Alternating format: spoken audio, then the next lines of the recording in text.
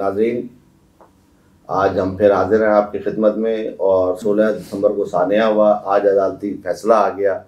तो इस अदालती फ़ैसले पर हम बात करेंगे तज्ज़िया निगार शहजाद चुग़ताई साहब से। शहजाद चुग़ताई साहब, ये जो फ़ैसला आया है इस पे जो है कुछ सियासी जमातें जो हैं, बड़ी सियासी जमातें हमारे मुल्क की है, वो एक जश्न का सा समा है उनके लिए, और कुछ जमातों ने जो है इस फैसले के बरक्स जो है ना इसकी मुखालफत की है। तो उमूमी मुल्की सतह पे जो सूरत हाल है, ISPR ने भी बयान दे दिया। जाहिर है कि एक फ़ौज का सरबराह कैसे मुल्क का गद्दार हो सकता है। शहजाद साहब, आप क्या कहेंगे इस फैसले पर जो है, क्योंकि हम अदालत के उस पर तो बात नहीं कर सकते, लेकिन जनरली जो एक अवामी राय बन रही है इस मुल्क में और जो कैफियत पैदा हो रही है सियासी माशी जो इंतशार है, वो किसी सूरत जो है ना रास्ता निकाल के जो है सही से चल नहीं पा रहा है। देखें, पाकिस्तान इस वक्त जो है एक बहरान से शिकार है और ये बहरान जो है वक्त के साथ साथ बढ़ता जा रहा है। मैं ये समझता हूँ कि ये फ़ैसला परवेज़ मुशर्रफ कोई गद्दार नहीं है और ये एक सियासी मुकदमा था जो कि नवाज़ शरीफ ने इसको लॉन्च किया था और वो आज मुल्क में नहीं है। और ये जो आपने बात की कि जी ये सियासी जमातें खुश हैं, ये आपकी बात बिल्कुल सही है। सिर्फ 2 सियासी जमातें खुश हैं और भारत खुश है, 2 सियासी जमातें खुश हैं और अमेरिका खुश है। उसके अलावा तो मुझे कहीं और खुशी की लहर नज़र नहीं आई है। और पाकिस्तान दुश्मन खुश हैं और जो गद्दार हैं वो खुश हैं।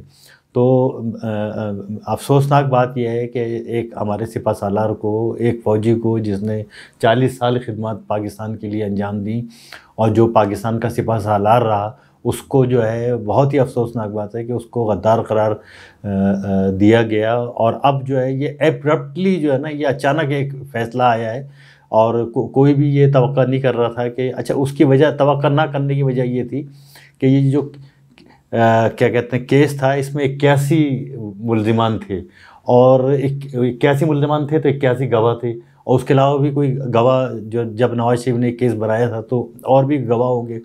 तो हम ये देखते हैं कि इसमें वो 81 मुल्ज़िमान का कहीं नामो निशान नहीं है।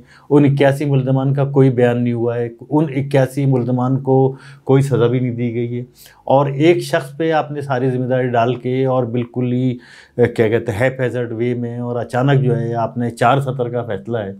तो ये इस किस्म का जो ये जो फ़ैसला है और फिर ये कि ये खसूसी अदालत का फ़ैसला है। खसूसी अदालतों को हमारे पाकिस्तान में पसंदीदगी की निगाह से नहीं देखा जाता है।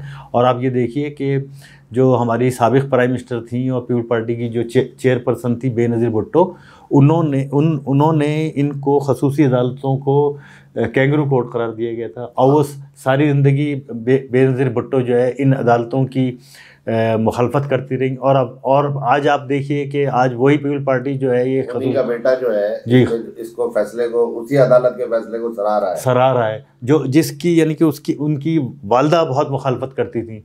अच्छा, फिर ये कि अब आप मुखालफत करते हैं, आप कहते हैं कि जी ये फ़ौजी अदालतें जो है वो नहीं होनी चाहिए और ये समरी ट्रायल करती हैं और ये समरी कोर्ट्स हैं। तो अब आप देखें कि ये खसूसी अदालत है, ये इसने भी एक समरी ट्रायल वाली सूरत हाल डेवलप की है। और ये मैं समझता हूँ कि ये फ़ैसला अगर हाई कोर्ट देता या शहजाद साहब, ये फैसला एक अरसे से है। जी। अभी आपने एक फैसला जो है वो आर्मी चीफ के हवाले से ही दिया है ना, मौजूदा आर्मी चीफ का। जी मौजूदा और साबका दोनों को एट ए टाइम जो है अगर आप निशाना बनाएंगे, एक ज़ाहिर इशू है, उन्होंने अदालत में भेज दिया है, तो मुल्क में सूरत हाल तो चल वो ही रही है ना। अब मुसलसल ऐसी सूरत हाल में जो ISPR मुसलसल खामोश था और अफवाज पाकिस्तान में जो बेचैनी का जो पाई जा रही है उसका ISPR ने इजहार किया है। बात ये कि ये बेचैनी तो कौम में भी पाई जा रही है, ये जल्दबाजी, ये हुल्लड़बाजी, ये अचानक, ये सारे मामला जो है इनको इसके पसे पर्दा हमारे मुल्क की मईशत को और हमारे हालात को वज़ीर आज़म जो इस वक्त मुल्क को संभालने में मुकम्मल तौर पे नाकाम है। शहजाद साहब, कोई हमारे यहाँ पोजीशन इतनी अच्छी नहीं है। जी सही कह रहे हैं। और फिर हमारे दुश्मन जो है हमारे सरों पे चढ़ने के लिए हर वक्त तैयार बैठे हैं। ऐसे में अगर हम जो है अपनी मुसल्लह अफवाज को, इस मुल्क की हिफाजत करने वाले फौज को अगर हम जो है कमजोर किसी भी हल्के से करने के, तो ये तो शहजाद साहब कोई अच्छी बात ही देखें ये आप ये देखें कि आपने जो बात की, तो मैं आपको ये बताऊं कि जो फरीक हैं वो अवाम है, सबसे बड़ा फरीक तो अवाम है ना। अच्छा, इस मुल्क के मालिक भी अवाम है, कोई फ़ौज इस मुल्क की मालिक नहीं है, कोई कोर्ट इस मुल्क का मालिक नहीं है, कोई अदलिया इस मुल्क की मालिक नहीं है, कोई अदलिया पाकिस्तान अवाम की इतनी खैर ख्वाह नहीं है। और अगर अदलिया इतनी खैर ख्वाह होती तो अदलिया जो है क्या कहते हैं आवाम को रिलीफ देती। तो आवाम ने और हुकूमत ने और फ़ौज ने, यानी कस्टोडियन तो यही है ना पाकिस्तान के, आवाम है, फ़ौज है, हुकूमत है। तो जो पाकिस्तान के कस्टोडियन हैं उन्होंने तो इस फैसले को मुस्तरद कर दिया, बिल्कुल रद्द कर दिया है। अब यानी कि इस फैसले को जो लोग सराह रहे हैं वो सियासी जमातें हैं, वो जमातें जिन पर लूट मार का इल्ज़ाम है। ये सियासी जमातें अपना अंजाम क्यों भूल गई? शहजाद चुगताई साहब, भुट्टो साहब को जो फांसी हुई थी, उस फैसले के बाद इस अदालत ने क्या तस्लीम किया था, आप बताएं। अदालत ने तस्लीम किया था कि उनसे गलती हुई है, फैसले में जो है जल्दबाजी हुई है। भुट्टो साहब तो फांसी चढ़ गए। जी जी। तो ये उस वक्त जो है बात ये है कि ये जब हो गया अमल, तो अगर अब ये हो रहा है आर्मी चीफ के, एक रिटायर्ड आर्मी चीफ के साथ हो रहा है, तो हमें अपनी चीज़ों को दुरुस्त करना चाहिए, बजाय इसके कि एक गलती अगर हुई है तो हम दूसरी गलती करके मामला को ख़राब करें। देखें, ये जो यानी कि बिल्कुल आपकी बात सही है। इस वक्त पाकिस्तान शदीद इंतशार का शिकार है और इस फैसले ने उस यानी कि इंतशार में मज़ीद जो है उसको बढ़ावा दिया है और उसमें इजाफ़ा कर दिया है। और मईशत की जो आप बात कर रहे थे तो देखें कि आज जो है स्टॉक एक्सचेंज जो है एकदम नीचे चली गई है।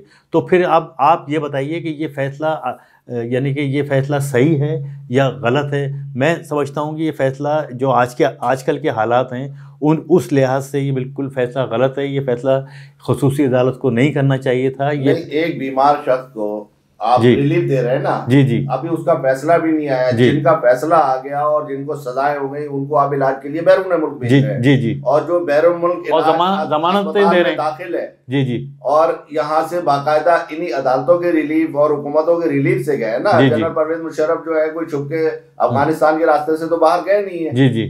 तो बात यह है कि एक तरफ आपके लिए इंसानी इतना दुख और दर्द है और दूसरी तरफ आपका जो है वो दुख दर्द जो है बिल्कुल खत्म हो जाता है कि इंसानी रिलीफ खत्म हो गए क्या?